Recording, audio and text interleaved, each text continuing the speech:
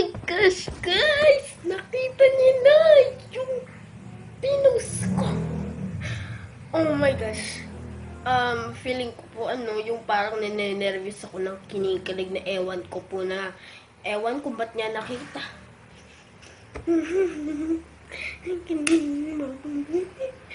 Bakit ko kinikilig ko ninenervous talaga?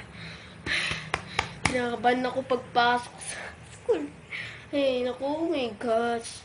Mali mo, di ako pansinin. Okay lang.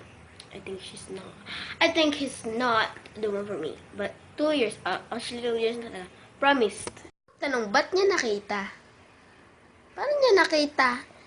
Alam ko pa naman ipame-message ko sa March. Di ba March ha? Still February, dude. Naiiyak ako. May masok. Feel like di ako papasok sa Monday. Kinakabahan talaga ako. Oh my gosh,